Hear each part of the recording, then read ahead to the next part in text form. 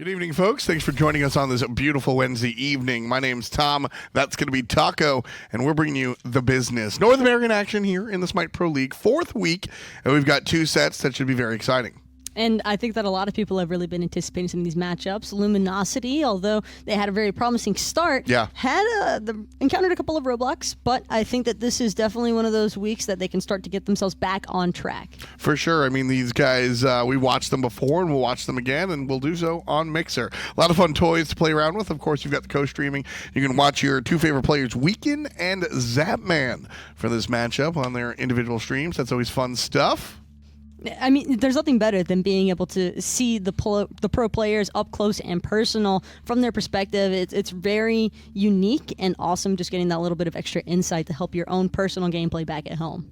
Now, of course, these players are playing for the big bucks. It's all about how this split is going to wind up. It's 1 of 3, and the way this one works out, it's 6 weeks of competition. Everybody plays each other twice, and we're basically in that secondary portion of the split. Everybody, best of 3s, obviously. And NA, we're here Wednesday and Friday. EU, we're here yesterday and, well, tomorrow. And for the European and North American days, it's kind of the same thing with still handling the way that the formats are going to break down throughout the year, because LAN is what these players are playing for online to begin with. 3 different splits, and starting off with the Gauntlet. Exactly, and that'll feed into the Smite Masters and the Summer Finals. We've got a lot of fun LAN stuff going on there. And then, of course, everything culminates at the end of the year for the Smite World Championship.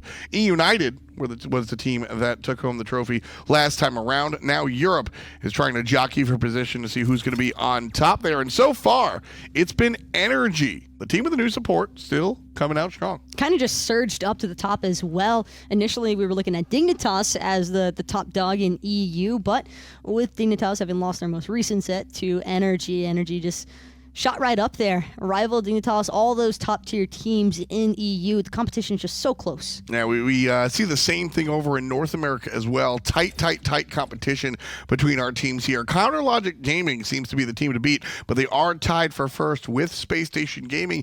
And then Luminosity, I think that was a surprise for some folks. Luminosity has stepped up in the beginning, and Trifecta, I bring them up in the 4th place because they have also stepped up. It took a while, kind of the opposite of what we saw out of Luminosity. LG started off really strong, and then reality set in.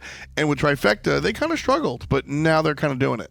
For Trifecta, I think it was mostly just meshing together these star players to begin with. It's hard to just immediately have that synergy, although we've seen it in the past. It's just not always going to be the case. But now that Mass seems to have found a little bit more of his groove, Zapman and NeiruMah starting to get more into things as well. So this team's shaping up pretty well. They're looking really strong here in the 4th spot. And, of course, if they're your favorite team, you can go ahead and support them by purchasing their badge. 500 gems. And that gives you not just trifectas, but, well, it gives you 1 team. And then you get to choose however many you want. You can buy 1 and then buy more later. But the money goes directly back into the Pro League, and you can get some fun stuff for your account as well. And also make sure that you are definitely equipping those, as I know some people out there that have forgotten to equip them after they got them. And if you want to get those HUD themes and all the other cool stuff that comes along with the FP, you need to make sure it's equipped.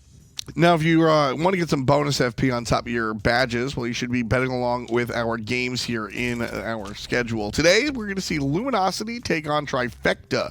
And then after that, it'll be Space Station Gaming versus Splice. Black and yellow, black and yellow. This is a very intense week, though, for Counterlogic Gaming. CLG have to make sure that they show up, not only on Friday, but having those back-to-back sets, it can be pretty rough on the players. I definitely think that CLG is going to be one of the teams, though, where they can either decide if they're going to be able to maintain that first-place position, or if we're going to see some of the other teams from NA start to rock on up there as well. Sure. I mean, this is really what we're looking for, is trying to find out who actually is going to be the top team right now. Luminosity looked like they were going to be the top team in the beginning, have some struggles, but all in all, definitely a strong squad. LG busted into Season 5 really hot. They came in like Kamazat's Hulk, like a bat out of hell, and they're continuing to fight. Now, things have slowed down for Weekend and the boys, but I don't think that's really a testament to the strength on this roster. keegsmate might be Rookie of the Year. This guy's insane, and LG, these guys are pumping. Pretty awesome video there. A nice little quick recap, I think, of what's happened so far in Season 5, riding along with Luminosity. These guys have tried their hardest, I think, to prove everybody wrong, and they've like 50% of the way accomplished that, I would say. Mostly coming off of Weekend. This is the Assassin meta, and I think that Weekend has, for the first time in a while, really started to show some signs of life in that jungle position. Yeah, again, sort of the return to the jungler. This is a league where the junglers are going to do a lot of the work, and Weekend looks very strong in his own right, but for me, I mean, Weekend, it's hard to take the star away from Weekend, but keegsmate has been out of control. That's the thing, though, is that it's this rookie mid laner to the veteran player in the jungle combination that I think has really kind of revived Weekend's want to play even. Yeah, Keeks kicked it. He was destroying it over there in the console league. This coming over here to the PC side of things looks really strong. He's really been a driving force for Luminosity Gaming. And like you said, I mean, whether that woke Weekend up or whatnot, everything seems to be working out for these guys. They struggled when they go up against the top teams, but against Trifecta, this one should be a really interesting litmus test to see. Trifecta's been surging lately. Luminosity sort of took their foot off the gas. Which is the real team, Keegs will also really get a chance to also further try and display some of his mid lane talent. I think a large part of the reason why Keegs has found so much success in Season 5 is because he's always been that kind of dual joust player, and I think that having the ability to play through so many different mages has actually played a huge part in helping out Luminosity with just their flexibility in their comps. Well, when I think of another player that was really good at the duel in the 1v1 type world, it's Captain Twig. And look at the type of things Captain Twig has been able to do over the course of his Smite career. One of the few players that has been to virtually every single LAN. I mean, there's something to be said about, being able to understand the individual matchups there. But the matchup team-wide is going to be Trifecta. The red, white, and blue came in an interesting spot here. Zapman, Mask, a couple of strong players, but we haven't really seen, I think we've seen the beginnings of it, but we haven't really seen what the people expect, I think. From the wins that Trifecta have managed to acquire, I think it's mostly been from maybe one or two integral players just doing such an incredible job, but I have yet to get that feeling that Trifecta is working as that whole unit to get the wins, and right now it's clearly working out because they are starting to come alive a little bit more. We're starting to see a little bit more action, and I think that's always awesome to witness, but I do want to see them a little bit more on page with each other. It just feels like one piece of the puzzle is missing, and if they're able to find it, it's going to be a work of art. Certainly will be. Trifecta up here against Luminosity. Let's take a look at what they've been up to. There's a lot of latent talent on this Trifecta team. Zapman on the left side and Scary D on the right side. This is who I'm looking for to really drive this team into the sunset. Zapman needs to wake up. Scary D's been up, made breakfast, and ready to go already. This team needs to come together. A couple of pieces are already working, but when all five do it, you gotta watch out. And we're coming back to the same thing. You even touched on it in that video. It's like you read my mind, except in the past. But it's really impressive, though, seeing members like Scary D really start to step up. I think we were looking for that the entirety of Season 4, and we're kind of just like, hey, Scary, you're still playing in the SPL. Hi, Scary, can you do something now? And, well, he's doing a lot now, and it's for Trifecta. Yeah. And I think that a large part of that is also just he has Mask with him. Those two seem to get along not only in the game, but also IRL as well. Anytime these guys were interacting at LAN, they seem to get along incredibly well, and I think that's really important for having helped establish some of that team synergy in advance. I agree. And looking at, Zapman's past performances and his past career here, Zapman has always been the guy, and he's always had to be the guy. And sometimes his teams kind of falter because he wasn't able to really step up. I kind of look at Eager, right? Zapman wasn't able to be Zapman. And so the team, for a number of other reasons, kind of faltered. Here with Trifecta, Zapman can be the guy if that's what needs to happen. But he's got Scary D. He's got Mask. He's got a team around him. And I think taking that pressure off of Zapman's shoulders has allowed him to kind of be a little bit better.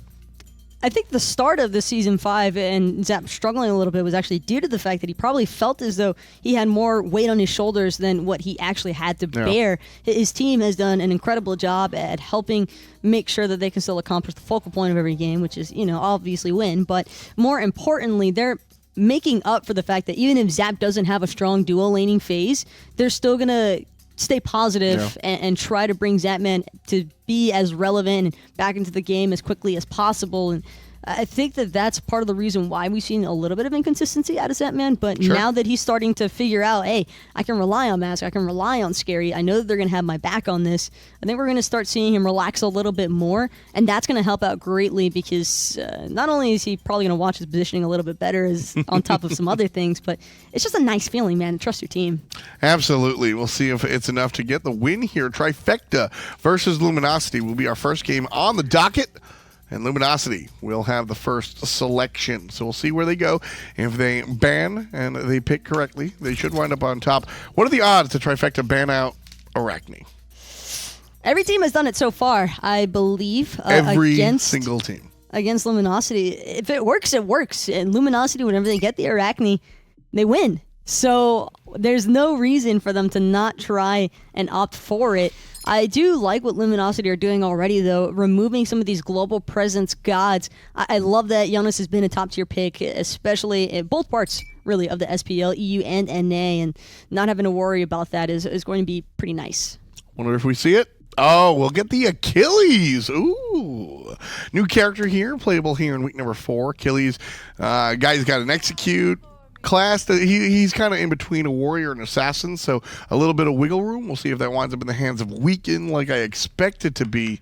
Daji will be the jungler of choice across the way alongside Athena. Would definitely prefer to see that Achilles in the jungle role. To me, Achilles kind of feels a little bit like a pseudo ninja, where his primary purpose in the match is just to go for that single target pick, and he's able to all in you, but he's very vulnerable to damage as well. He tends to get blown up pretty quickly, which is why I think he's been struggling in the competitive matches been played so far. And we all know Luminosity has got to be the first team to try and get a dub with Achilles. We'll see if it works out. Here they're going to pair him with Hachiman and Geb for the long lane. And Kukulkan will be across the way for Trifecta. So a character that has sort of fallen from prominence, but still we got to see him selected last overall last week. So this character is, I think there are other choices that people are leaning towards, but still relevant for sure. There are probably some stronger picks to maybe have contested, but Scary D on Kukulkan has looked fantastic in his previous matches, and there's something to be said about players who just have their pick, their go-to pick, and for Scary D, one of those signature gods is definitely going to be this Kukulkan. I've liked him on there so far. LG going to pan out the hot stuff. Soul and Agni going to be banned out here in Phase 2. Trifecta, on the other hand, looking at Uller, and we do get that Arachne ban. Not convinced that Achilles will be in the hands of Weaken. So Trifecta going to go ahead and select the Raijin, the Drum. We saw Obey Alliance play this yesterday. We'll see how Trifecta does with this character. I like the Raijin because they do have plenty of proper setup for it. Between the Athena and the Daji, that's a lot of CC, able to burn out tons of actives, and throwing in those Taiko drums into the team fights can not only provide a ton of damage, but maybe even just some setup potential, make things a little bit easier for Trifecta to kind of get the rest of their comp to have the follow-up factor. The Arlong Shen, that's certainly the beginning, and you're looking for the follow-up factor on that character as well. Big taunts into what LG have brought. Kind of a nice look. Jing Wei will be the hunter of choice in the hands of Zapman. How are you feeling about these drafts here? I feel like everything's kind of even, to be honest with you. Jing Wei feels like a heavy response pick, maybe expecting that Erlang Shen to be for Weaken as opposed to the Achilles. Possibly. We'll take a look. You got a horse in this race? You know who's going to win? I couldn't tell you even if I wanted to. Luckily, we'll just have to break down the stuff after the fact. But bringing you the actual game, it's going to be my man Aggro, LG and Trifecta. Thank you, Tom. Thank you, Taco. Finch here, and I do have Aggro with me as well. We're going to be looking at LG versus Trifecta, Game 1, with some pretty exciting picks already. Yeah, Achilles back to the battlefield. Hopefully he can do a little bit better for himself this time around. Winless so far in the SPL, and really hasn't felt like he's done a lot. I really hope it's in the jungle for Weaken, because I think that's where Achilles is at his best, and I really want to see if Weaken can kind of utilize that. Well, you want to see if Weaken can utilize it. I want to see who you all think is going to win the game. Make sure you're voting there in Mixer chat for us, please, in the poll. Let us know who's winning. We know chat can be a little bit flighty. Maybe they can, counter that today and just pick the team you think's going to win. Chat has been a little bit better recently. Chad and I are seeing eye to eye. They seem to respect me, and that's so I what respect Ryan them, means by better, by the way. That you two agree. That doesn't mean you've been doing any better. Well, it just obviously means you that's agree. that's obviously what I mean. If they're agreeing with me, I'm obviously right. So that by default, that means Chad is right as well. Please get me into the game. So I no longer have to listen to Ryan talk about... But we matched so well today. What do you mean? Right. You finally took my advice, just followed my fashion consultation. That's what it was, And you look great today, let me tell you. Thank you. Just wanted to let you know that. Yep. LG going up against Trifecta. Looks like it is going to be weakened on the Achilles, as you so wanted. So Kiki will be piloting the Erlong Shen. And I kind of like this. We don't often get to see Kiki on gods that can like do well in lane. I feel like Erlong's that god that can do that. Certainly can be. And I really feel like Erlong's kind of underrated right now. Though I kind of always overvalue Erlong Shen. He just feels like one of those gods that, as a mage player, it's really, really hard to get away from him. He does tons of damage with that one if he can go into that mink form and just chase you down. He's hard to peel away. He's got some survivability. But man, if Erlong falls behind, that damage that he does have becomes less and less relevant because it's all auto attack based. So if you're behind, you can't really be in the thick of things auto attacking as easily. You have to be using your 72 transformations defensively instead of offensively, and it really takes that away. So if I'm Trifecta, I'm probably camping this right-hand side, trying to get Kiki behind. See if they can keep Kiki behind. Don't forget, these two teams did play rather recently, Ryan. I think it was just like last week that they ended up playing, and Trifecta was able to come out with that one. So we'll see here, essentially in the rematch between these two teams. They're all going to be rematches from this point out. And see if Trifecta can take it across the entire split, or if LG can even things up. But that was a 2-1 victory for Trifecta, and LG certainly in that set. So don't expect a blowout here either way. These teams seem to be pretty evenly matched, and I think that really speaks a lot to how much Luminosity has grown during this short season so far, that they've really risen to the level of being able to beat not only teams like Trifecta, but United, the top-end teams as well. Yeah, and we'll get to see some of that here in this game.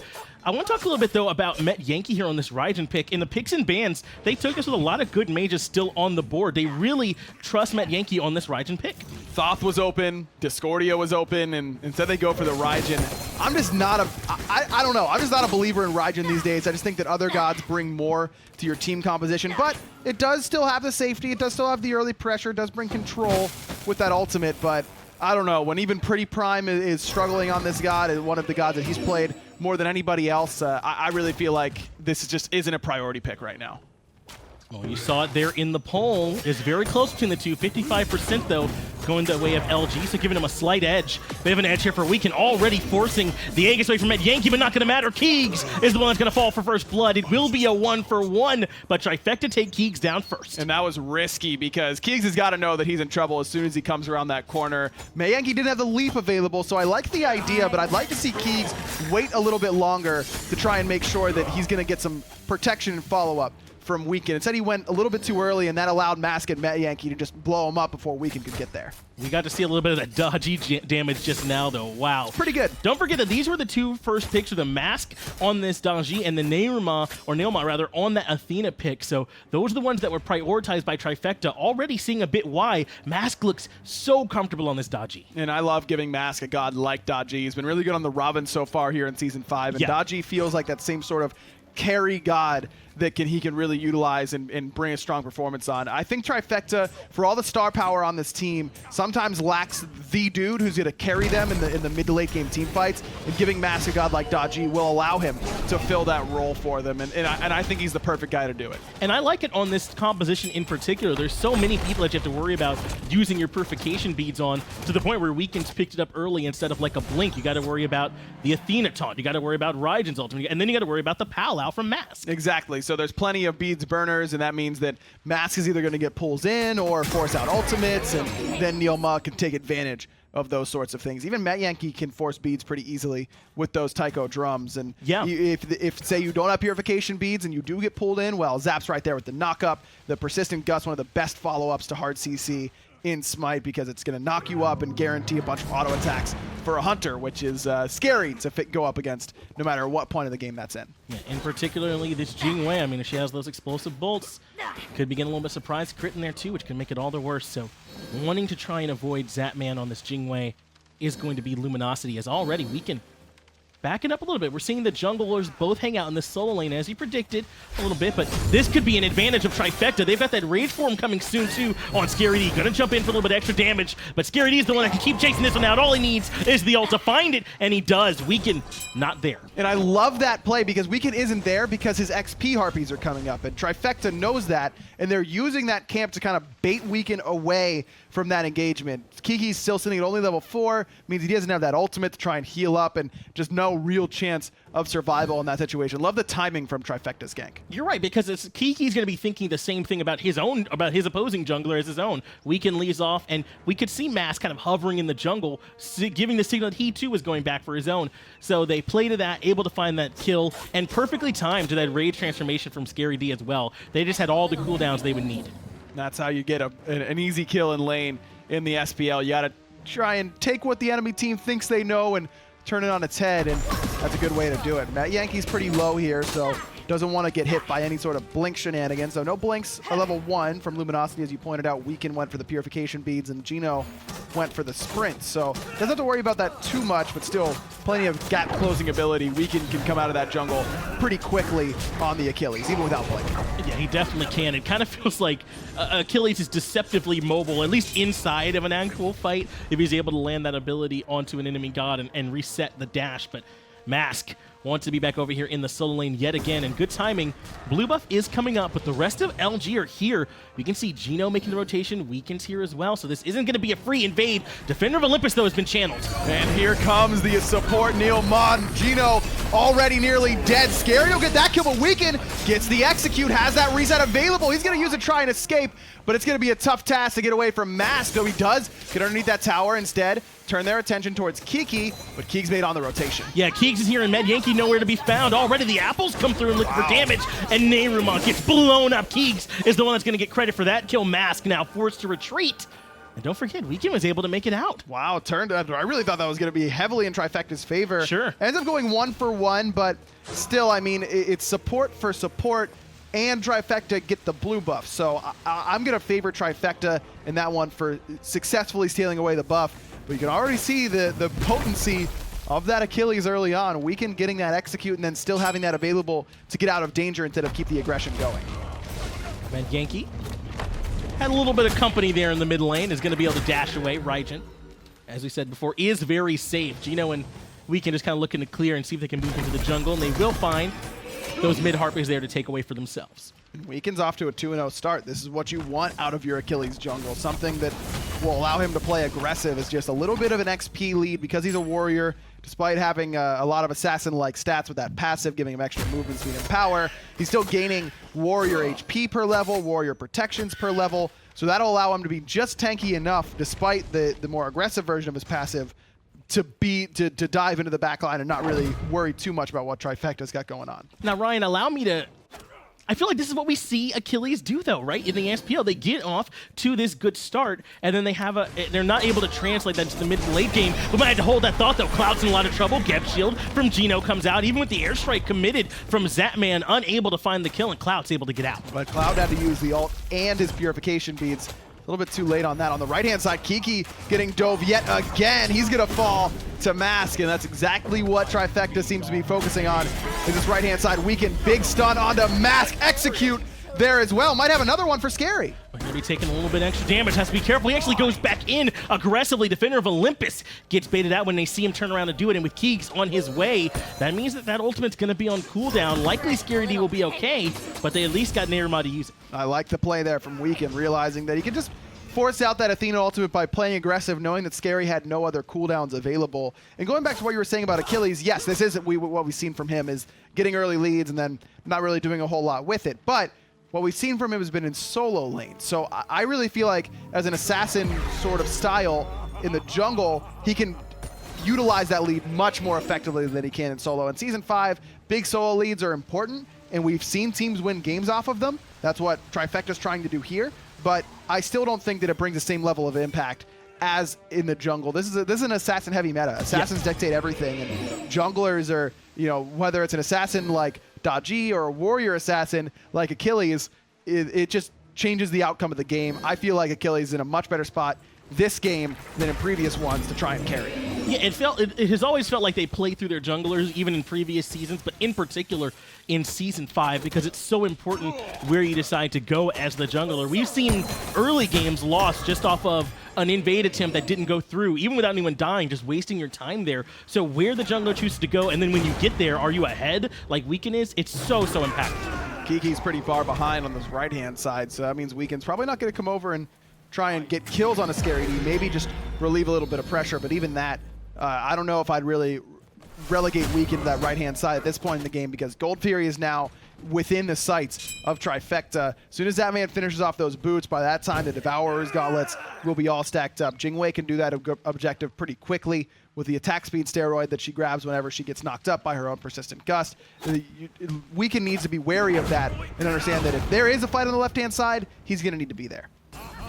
Could be a potential engagement, and it is. Mask is going up onto the Palo. Has already found the chain on the Weekend, but he has the beads. Those will be used. But continuing to go in aggressive is Metyankey. Sprint's going to come out for the disengage. Now they have the chance to get collapsed on. Taunt comes back in from KikiSoCheeky into tons of damage. Mask is the one that falls. Taiko Drum comes out in response, but too little, too late. Now they turn their attention towards the drummer. He continues to run, but now he's going to be running into keegsmate, who's there. Kiki finds yet another kill. Metyankey falls as well. Wow, talk about making an impact from behind. Kiki comes in there, knocks up 4, and then taunts all of them on top of that. Just an overinvestment there into Weekend. He uses the kit beautifully to make sure that he can get away and just bait Trifecta deep into his jungle. Just way too much of an overcommit from Trifecta, and Kiki's positioning punishes it perfectly. And that lead that Scary had earlier, gone. Now Kiki's the same level, sitting pretty close to net worth as well, only down about 200 gold.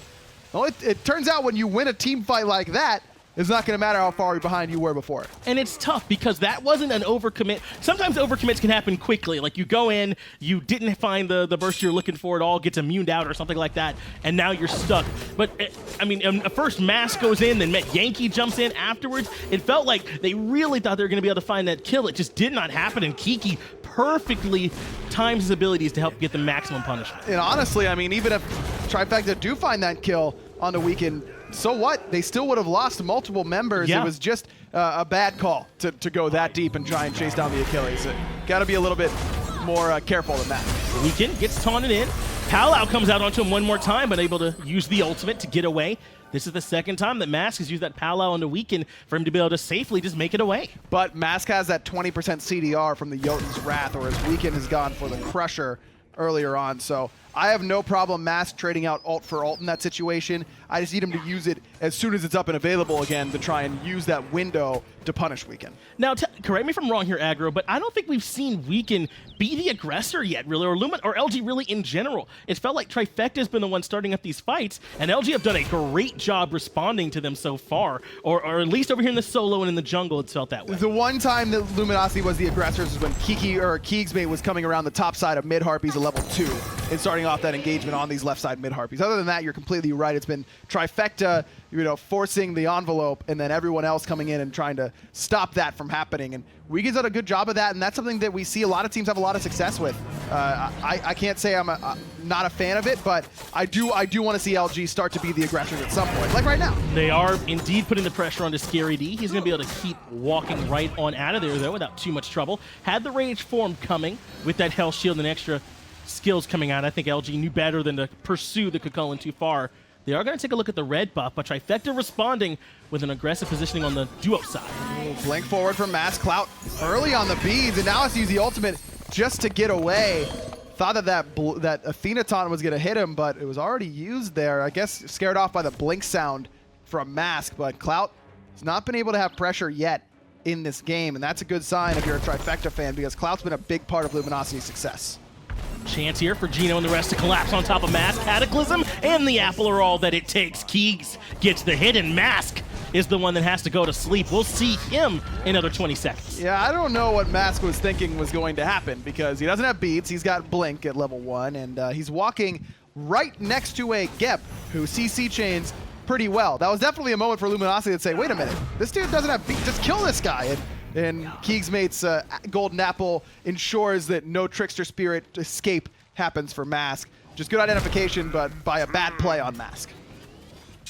definitely a bit out of position there. Had Metyankey with him for a minute, but Metyankey went ahead and got on out of there and realized there's not much that Trifecta could positively do there in the jungle, and it is Mash that ends up paying the price for it. 2-3-2, despite how well things seem to be going earlier for Trifecta, now falling a good bit behind Weekend. I really like what Weekend's going for here. Looks like it's going to be a Void Shield in that third item slot. And I think this is the perfect item for him in this slot because it effectively acts as penetration for him. It's going to reduce the physical protections of everyone around him. But that's also going to help out Clout. It helps out Kiki, and it gives Weekend some survivability against Mask, Scary, and Zapman. So I really like that he's still understanding what class he's playing while also building it for some damage. It'll provide both ends of the coin. I love it. Geno got the rollout. Taunt does come out, though. That goes in a punch of damage in response. Kev Shield gives him a chance to escape, but Zapman is going in aggressively. Stop me if you heard that one before. Forces the ultimate out of Clout to have to escape, and Geno has to use the Cataclysm defensively. Zapman uses the airstrike to get on out of there and is able to disengage. Man, again, just like, I don't know what Matt was thinking. I don't know what Clout was thinking there either. Keegs reacts to the blink sound and uses the beads, but the shield there was perfect. While Weekend, where was Zapman? He just popped. Just on the backside, gets blown up, and Geno is not done with this fight just yet. He's got Kiki here to land the pin on top of NeiruMah. Taunted back in. That's a kill for keegsmate. Make it 2-0 so far in favor of LG. They continue to surge, but Scary D is able to find Weekend. Now the solo laner is here. And this is why Trifecta camped his lane. He is so far ahead. Clout will get one, but Metyankey's Taiko Drums will ensure that he falls. In return, it's a 2v2, and LG's got to know that they're not in a winning position. No, this is only going to get worse as long as Scary D is here. Aegis comes out, but Scary D finds yet another kill here in this team fight. A chance for the full-on deicide as Kiki continues to stick around, but he is going to have to retreat.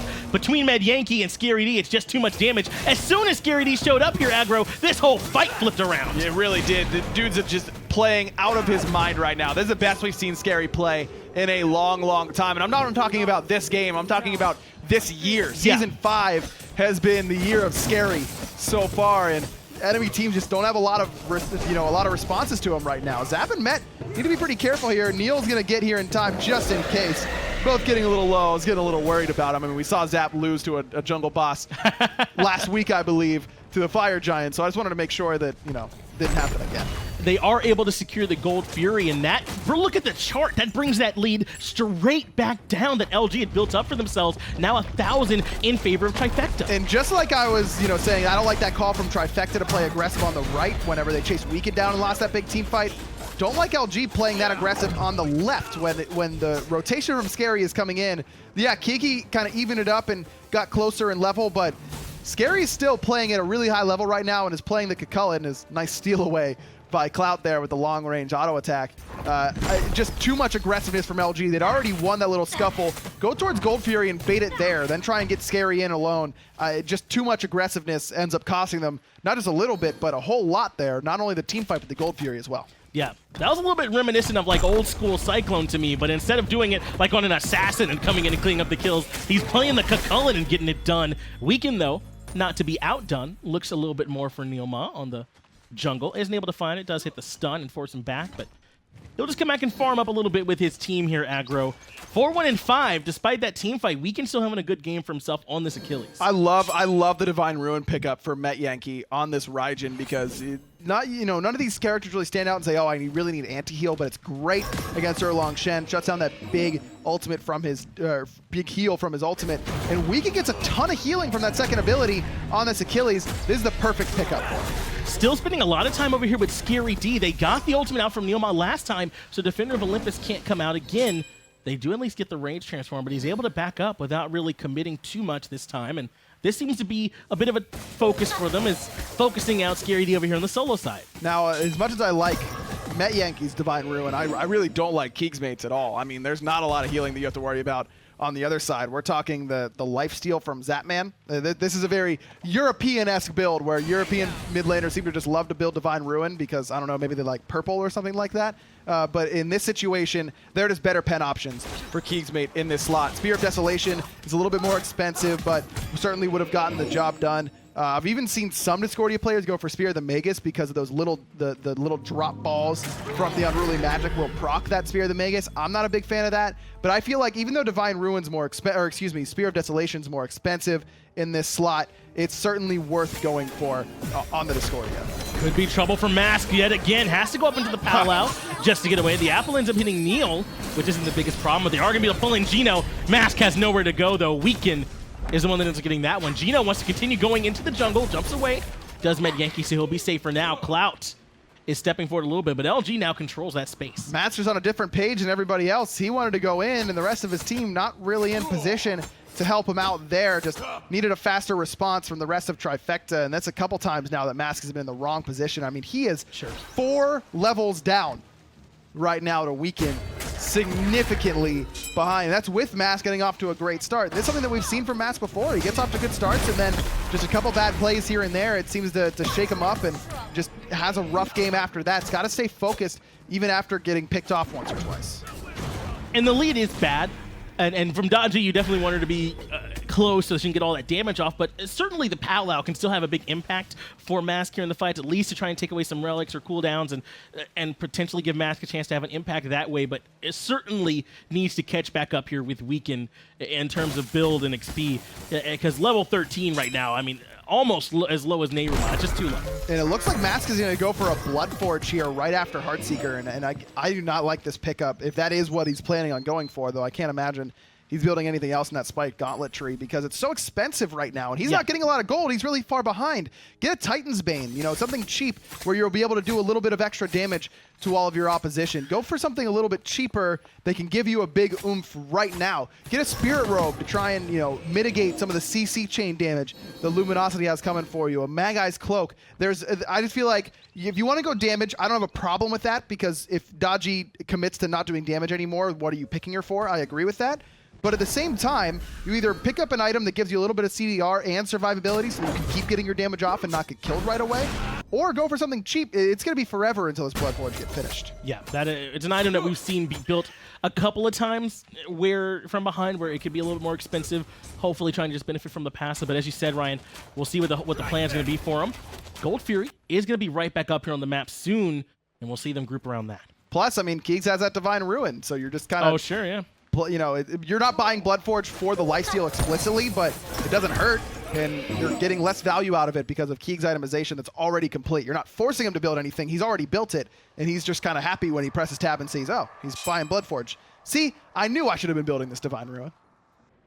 Just knew exactly what the build path was going to be. Just 10 steps ahead. Yeah, that's all it is. 200 IQ plays as LG grouped down the Gold Fury for a moment, but instead they're going to come over to the middle lane where Mask and Metyankey are hanging out. Mask trying to catch back up a little bit in farm, like we talked about earlier, and our solo laners continue to remain over here on Solo Island. So not yet going to be the full 5-on-5, but it doesn't look like anyone wants to start up anything around the Gold Fury yet. Instead, kind of waiting out a little bit longer. And I really feel like if Trifecta had a jungler who was the same level or close to that of their opposition, this would be a great time to play aggressive, because Zapman, is finished off his Executioner already, while Clout's still sitting on his Balanced Blade too. And Zap has had control of this lane the entire game. I mean, Clout has less damage than NeiruMah or Geno. Now, Zap's not that far ahead of him in a grand scheme of things, but he's still doubling his damage right now as a hunter. Zap has really had control of Clout all game long. It's been consistently forcing out the relics with help from NeiruMah or Mask. And if I'm Trifecta, I kind of want to utilize that, but at the same time, then you look and you're saying, well, my jungler is super far behind, so now we just kind of got to wait it out until Mask is able to catch up a little bit. Now, I have been wanting to ask you here, Aggro. NeiruMah's got the Midgardian mail. That's one of those items that was changed relatively recently and is pretty strong now. I certainly feel that way about it. But it's not as if there's a tremendous amount of auto attackers here on the other side. Is it because of Kiki on this Erlang Shen? Yeah, it's really Kiki. You could slow him down really effectively. But I don't mind the Midgardian mail as a whole. I just would have rather seen a Sovereignty than a Midgardian mail, because this will help NeiruMah a ton. Don't get me wrong. There's a lot of physical damage coming out of the rest of Luminosity's draft. And having that aura physical protection, I mean, it doesn't get mitigated by Void Shield a little bit, sure, but if without it, Void Shield is letting Weaken do true damage to all of your carries. So you don't want that to happen. You may as well just pick it up and make sure that they can stay at least a little bit safer I really feel like Mask, Metyankey, and Zapman might be missing that extra physical protection in HP 5 that Sovereignty would have provided with the Aura. Yep, and LG will have that going in their favor as Geno has picked it up. He's still waiting on where he wants to go magical defense-wise. Wouldn't be too surprised if he sees something along the lines of like the Pestilence or the Heartbreak for him, but LG, they're ready to start right now, Ryan. Gold Fury has been pulled, and Clout is the one that's on it. Zapman, NeiruMah are all here, and Kiki's on zoning duty, so it's going to be up to Zap, if anyone, if they want to try and strip this away. Scary D is on the backside, too, to try and come in. Man, Mask already took half his health, though. Got to be worried about that. Weaken forces back Zapman a little bit, but Scary's doing enough just with his presence alone to be a nuisance. Oh, Mask might be done. Might be soloed in the mid lane here. Kiki almost brought him down. Force out the ult. But that's huge. Kiki almost by himself for free, able to force not just Mask away, but the ultimate will be down even once he's back. Gold Fury continued to be looked at by LG, and Scary D is the closest member here. He's got to move in now, get stunned out by Weekend, and it's too late. LG take the Gold Fury, not for free. That was earned with great zoning by that squad. Now, I know Trifecta fans saying, what are you doing? You know, get in there and try and seal it away. Honestly, I like the call to give it up because Luminosity isn't going to break the game wide open from that Gold Fury. Well, it help him out, of course, but it's not going to end the game by itself. The game was even before that. It's even now. It's not worth dying over. The easiest way to lose this game if you're Trifecta is to throw everyone at that objective and all find yourself in a ton of trouble. Speaking of trouble, Keegs, bad pathing into the mid lane without any sort of ward coverage, eats half his health and loses his beads in response. You know, I thought you'd be a little more sympathetic as a mid laner. Isn't everyone always there making your life hard, Ryan? Yeah, of course. Just always just ruining it, making it so hard to play. You have to play mid lane like a scared little mouse. You have to think that everything is going to kill you. Is that hard for you to do, or? No, I'm terrified of everything as it is, so okay, that's easy for me. I just get to project all of my fears into the game of Smite. You know what scares me? Like giant insects. That's fair. Honey, I Shrunk the Kid style ants. You know how strong ants are? Can you imagine if there was an ant the size of like a big car, how much that would mess you up? What about that scene from the second Harry Potter? Was that one? Yeah, with the giant spiders and stuff. Scene. Yeah, scary. Miss me with that, dude. No way. Ryan on his Ron Weasley trip while Pyromancer gets looked at. Ultimate comes out from Scary D already. Now the chance for the Taiko drums to try and take that one away, and it looks like it does. Trifecta able to secure the objective, and now Mask finally with a chance to be the aggressor, looking for the powwow, while Scary D keeps Geno pushed away. They're not going to be able to pull anyone back in except for Kiki, and so they'll back off, having stolen the objective. Good play there by Metyankey to bring the damage in. Scary sure stuck went around. their way, but Scary might have stuck around a little bit too long with the rest of the team. And still here just in case. Geno finds 3 with that 3-man Cataclysm. Kiki finds the taunt as well, but Weeken's looking at Scary. And there comes another taunt from KikiSoCheeky yet again, getting off another good ultimate. Scary D on the backside has Weekend chasing him down, and no one wants that right now. Mask forced to retreat, and Kiki continues to push onward. Looked like it could have been a good fight for LG, but everyone from Trifecta disengaged cleanly. Just 2 different target selections. Kiki was handling multiple people on the left-hand side very, very well, while everyone else was on Scary on the right-hand side. But to be honest with you, I'm not sure that anyone can catch up to where Kiki was, and if Kiki's on Scary, does that really find that kill? Probably not. So it ends up just being one of those situations where Trifecta's split up in positioning was good enough to not have to worry about what Luminosity was throwing at them. But I really feel like Luminosity getting 2 Tier 1 towers out of that is a nice response. Good play by Trifecta to not lose anybody, but Luminosity makes the correct response in their side. Yep, it's Tier 1 in mid and solo that are down, and LG, despite not being able to get the Pyromancer, remember, just before that, they did get the Gold Fury, probably the more valuable of the 2 objectives, so LG aren't going to be hurting too bad over that one as we approach the 27-minute mark, and the game remains very close. We said it at the top, these 2 teams are pretty even and feels like kind of in the middle of the pack around that 4th and 5th spot, somewhere around there. And we're seeing it right now as NeiruMah goes in and gets the ultimate out from keegsmate. Is able to dodge it as well. Pulled back in is Geno, gonna have to roll out away. Now the Taiko drums come more for damage than for control. Does force the Aegis on the Keeks, who has to leave. But on the backside comes Scary D. It's the little things like that, though, where you see it from Trifecta. Love that patience. And now I love this double taunt onto Weekend and a Geno. NeiruMah will get credit for that one as Kiki gets into the middle of everybody trying to make it happen. Mounted archery comes out as well from Clout. That's enough to bring everyone on Trifecta actually relatively low. Scary D goes in looking for the push aggressively, but that is Kiki he's trying to bully and gets punished for it. Taunt comes out. Weekend seems undeterred. Pin lands left-hand side. Kiki wants more as Zapman finds Weekend on left side, continuing to try and force Metyankey away and can't find it. But Kiki sticks around as Clout finds Mask. Wow, Mask jumped on top of Clout. Met could be Clout dead. Turn it around. Clout's going to grab a double kill before Metyankey trades it out Rocky style. Clout is at least able to take 2 with him. But it's Trifecta who end up still on top, 3 for 2, and that's all started because of the beautiful patience from NeiruMah in the mid lane. He dashes forward. Keeg says, "All right, bro, I got my ultimate, and I don't have to use the beads." And Neil was just waiting it out all along. Mask able to pull the beads out after that with the powwow. But that's all centered around Neil, man. Neil's playing really, really well right now on this Athena. It really feels like the frontliners for Trifecta are the ones that are keeping them in it. Scary and Neil playing really, really well. Also got to give credit to Metyankey. He's been in the right spots for the majority of this game. You can see how much damage he's starting to do now on this Raijin. Almost brought down keegsmate from half HP from quite a distance away. Neil even able to sidestep. Though when it came out, I liked it. It was a nice play. But I agree with that. That fight went so well for them. It really helped out, though, on the backside. Even without Keeg's ultimate, Clout able to come in and get the mounted archery onto a bunch of targets as well, and finally put his damage into the team fights. So you certainly can see when the 5-on-5 happens, LG has plenty of damage in their own right. It's kind of come down so far to these picks that have happened that are getting the fight in one team's favor over the other. We haven't really seen that true 5-on-5 where everyone's on even footing. Someone's always getting forced out early. And Kiki's been doing a lot of that, of forcing out the opposition early on. Yeah. And he's building what's probably going to be a heavy hammer, a frostbound hammer on this Erlong Shen, something that we haven't seen a lot of lately at all. But you know what? I really like it here. It gives him some HP, gives him a little bit of power, and slows down the opposition. And like I was saying at the beginning of the broadcast, man, as a backline player, I hate playing against Erlong Shen because he feels like he can stick to you so well and deal really relevant damage. And this Frostbound Hammer, if that's what Kiki goes for, is going to make it that much easier for him to do just that.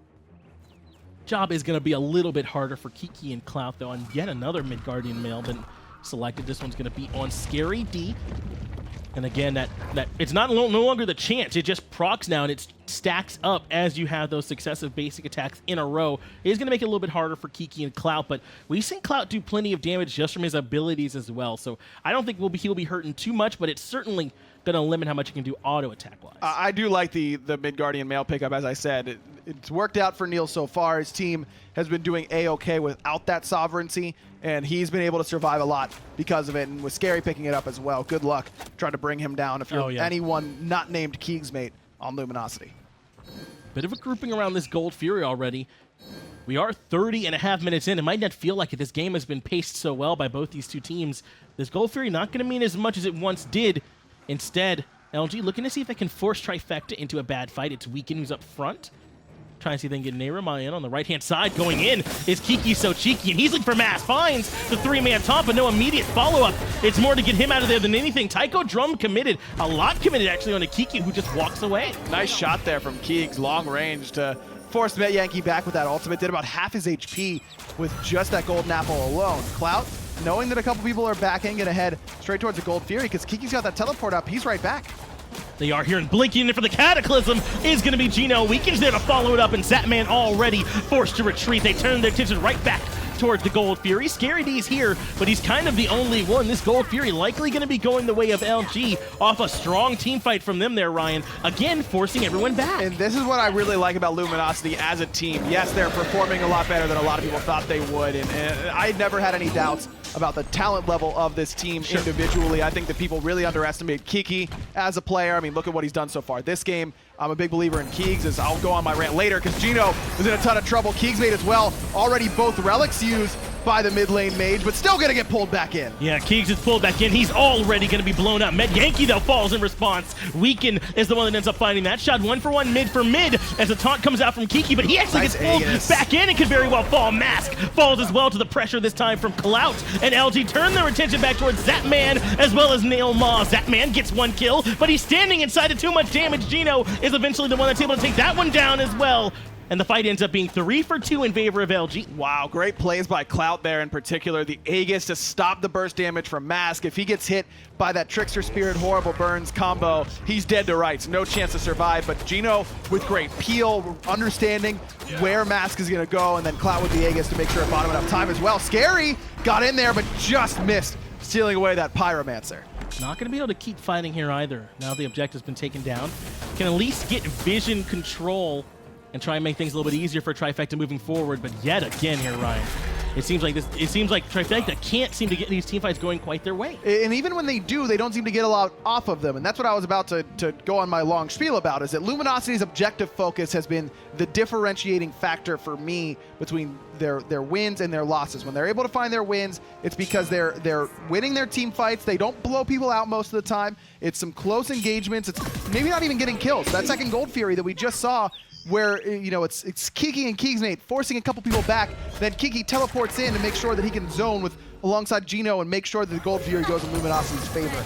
This is a team, and it's not just exclusive to Luminosity. When teams focus on the objectives and end up getting them, even if they don't outright win your team fights, you're going to put yourself in a position to win, and Luminosity has done that so far this game. Now, because they haven't found any blowout team fights, it hasn't been a big objective. No Fire Giants, no Tier 2 towers, but it's only going to take one at this point because they've done such a good job of bringing down the Tier 1s. And the game is still so even between both teams, so as much as we can sing the praises of LG, Trifecta have kept the team fights themselves and the matches very close. They were able to strip away a Pyromancer earlier that LG had started up. They've gotten a few towers of their own to try and help things out too. They've kept it very even, and now that we move towards this Fire Giant, either team has equal claim, as Weekend actually finds the stun onto NeiruMah. But very little damage. Neil's just got so much physical protection, and Achilles is not really looking to kill NeiruMah in this situation anyways. In fact, that very much favors NeiruMah because he got the Magi's Cloak out. Cataclysm hits Metyankey. He's forced to Thunder Crash away, but Kiki is going to be there immediately for the follow-up. Knock up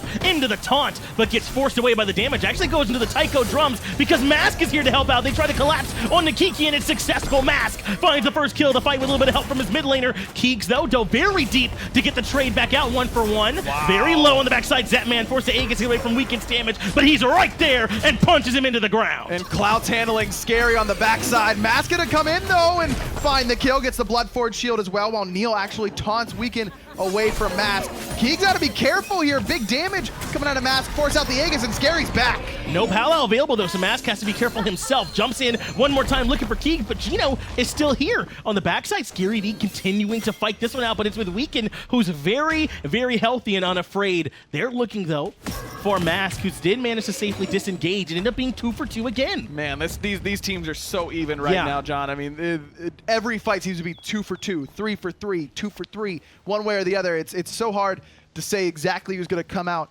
on top, but the lack of thorns is really coming back to bite Kiki. I mean, the Blinks ins have been really, really successful and very, very valuable to Luminosity, but Trifecta, because Kiki has no thorns, just knows that as soon as they get in front of him, you can just dump everything in your kit into Kiki, and if you don't kill him, well, then you're in some serious trouble. But if you do, then that really turns around a lot of what Luminosity wants to do. Kiki's been able to bring so much control and honestly damage second in the player damage charts right now. And remember, a lot of that wasn't in lane because he was the one getting bullied out in lane by the ganks from Mask and Scary D. So the blinks worked out so far, but I know part of Kiki's saying, I wish I had some thorns. For me, though, you got to make sure you're paying attention to Kiki in these fights. He gets so many abilities committed onto him, and I'll sing his praises later as the fight's already started. Weekend does have the beads, though, does not get pulled back in. He's going to use the ultimate anyway, so he is able to get a little bit more space. Wow. Trifecta force him back. But this build from Metyankey is so pen-focused that I think that was only the Raizu detonation in one hit of Percussive Storm. That's crazy damage, and half of Kiki's health in the late game with that Soul Reaver proc. That's the big thing, is that the Soul Reaver is only going to be up every 40 seconds or so, but man, you can, again, if Kiki's in the back line and everyone from Trifecta knows that they can just burst them down with that Soul Reaver proc, it's going to be easy pickings for Trifecta. But that's because up until now, they've had to commit a lot onto Kiki to try and get him. They used the Taiko drums in that last extended team fight, as well as had to go over to the Palo, did Mask. So in the end, Keeks kind of was able to walk to the back line and help make that initial 1-for-1 trade to take down Metyankey, as NeiruMah goes in for the taunt but can't find it.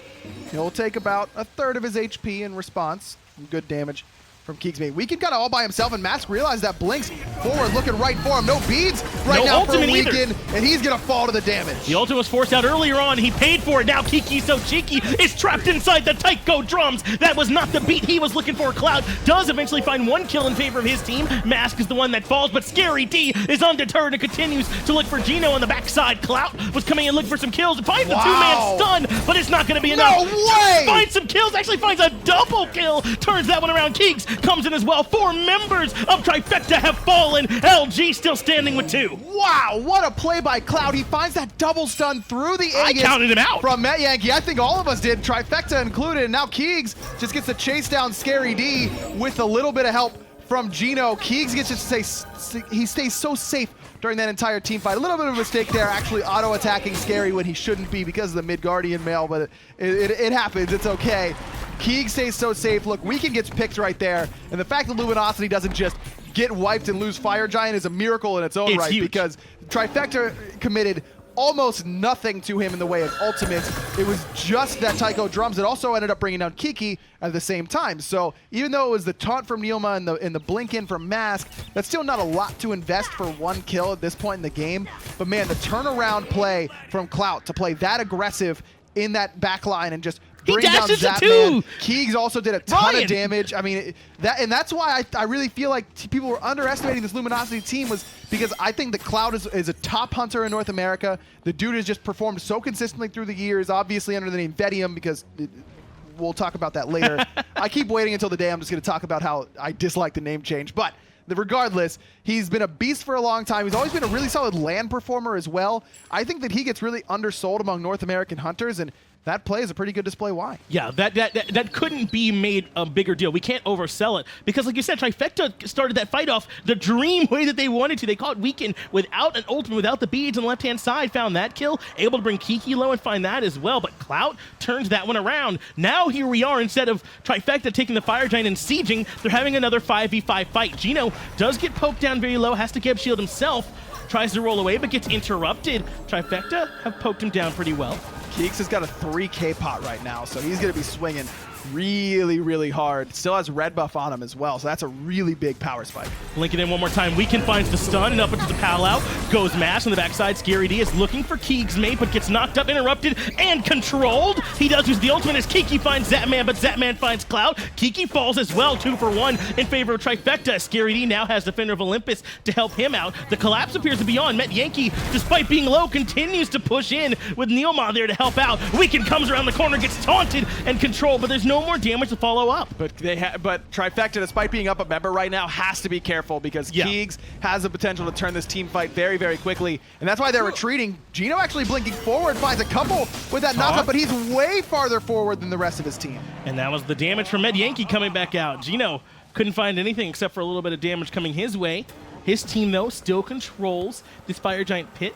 They don't feel comfortable going for this Pyromancer without their sustained damage on here in the form of Clout. So they'll back away, and yet again, we're back to parity, it feels like, between these two squads. So that time, Clout a little bit too aggressive. He should not be where Kiki is in the team fights, unless it's later in the engagements. Off the rip, you got to be separate from your solo laner because Kiki's absorbing so many cooldowns in these fights, and in fact he swapped out that Frostbound Hammer for a Mantle of Discord, which I'm a big fan of. I think that's the appropriate swap to make. Now that you aren't going to be doing the majority of the damage for your team anymore, you can kind of scale it back and go towards the defensive option. I like that adjustment that he's made. But Clout didn't have any relics, and in the play that he made around the right side mid-harpies was made possible because of the Aegis and beads that he had available. So just a little bit too aggressive there from Luminosity's Hunter. Trifecta have the control, but Weekend once again is trying to loop around the side. Geno gets taunted. They don't commit too much onto him. Just looking for whatever kind of free damage they can get, as now Kiki is the one furthest forward. How long Kiki has been able to survive in these fights has been a big deal so far here, Ryan. It really has been. I mean, 11 assists for the Luminosity solo laner and 3rd in the player damage chart still. He's played very, very well. Yes. Taunt comes out. Geno gets a bunch of damage in return. Forced to use the shield himself, but you barely saw it. Kiki goes in for the taunt and the knockups, but this time there's really no follow-up for it. Geno is coming in response. Psycho Drums already been used by Metyankey, and this time nowhere near as impactful, but Mask is up on side the Paolo, and he does pull in Kiki in response. Very low on the left-hand side is Weekend, and he's getting chased down, but Keegs turns the damage back around onto Mask as Zapman finds Weekend. Oh, but Metyankey's still here, and that's going to be big damage over the wall set up by Scary D. A double kill from Zapman's crit. Zap gonna find a triple kill and almost the quad, but it doesn't matter. Trifecta get the clean deicide. And now they get their pick of the litter. Do they go for Fire Giant or do they go for Phoenixes? It looks like their call is to start pushing right down the lane, but finally we see a big team fight end up going the way of one team over the other with the DS side on their side. Trifecta are going to start coming down and push down this mid lane, but Ryan, why did this fight go so heavily in Trifecta's favor? Well, Metyankey's the focus right off the bat, and NeiruMah turning around and using that Athena ultimate to make sure that he's able to stay safe, absolutely critical. But then all the focus gets shifted, and all of Trifecta's just hitting frontliners. They've got 25 seconds until Weekend's up.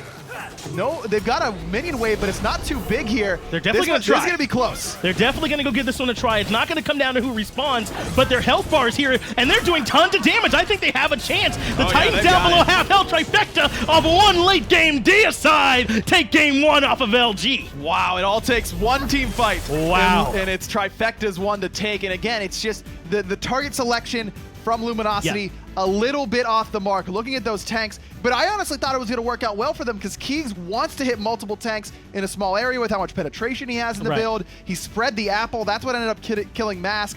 But what a performance from every side. I mean, almost everybody had a great game in that. And not just on Trifecta, but Luminosity as well. Yeah, 10 great players that game, which is why I would not want the job of picking the MVP. In fact, I'm going to give that to you, chat. Mixer chat, please tell me who is the MVP in the poll. You think you can just give chat what you don't want to do, Finch? I'm doing it right now. MVP poll, chat. And in fact, before Ryan can complain, let's get it over to the desk. Thanks a lot, John Finch. I'm going to do the same. I don't want to do the desk. Chat, it's up to you.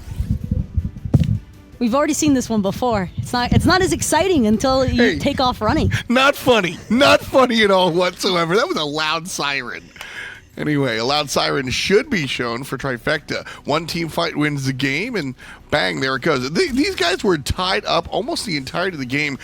Obviously, a big disparity between structure damage, but everything else. We watched, it was 89,000 to 91,000 at 38 minutes, and this game ended at 43.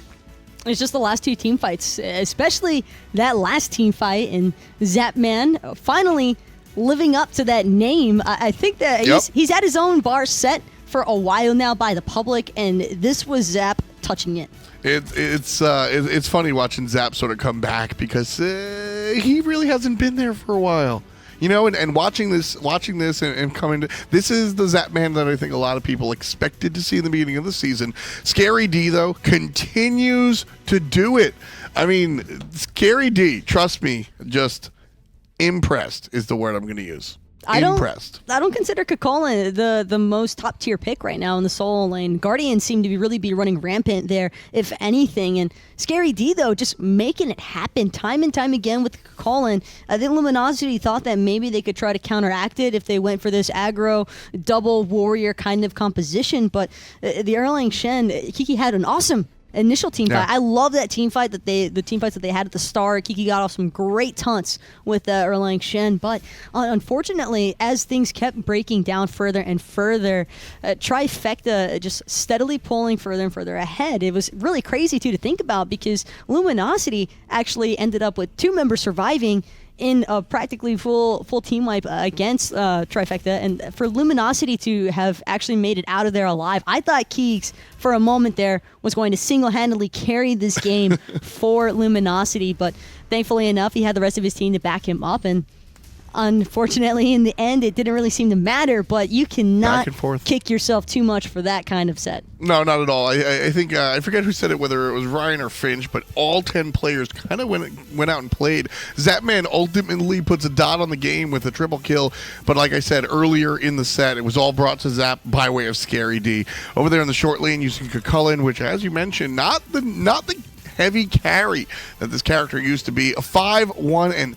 Is that 16? It's 16. Oh, that's obnoxious. On top of 27,000 player damage. So, Scary D, you had to notice him whether or not you wanted to. I can't even begin to imagine how much damage he actually had mitigated and tanked up. And it's really impressive stuff. The timing on a lot of these knockups as well is more importantly what I'm looking at, because there wasn't a ton of setup factors going for Trifecta throughout the majority of this match. It was really just Scary D standing in front of somebody so that Metyankey could free cast so that Zapman could get in those last couple of auto attacks, and it made the difference when it needed to. Yeah, I mean, this guy had 21 out of 25 kills.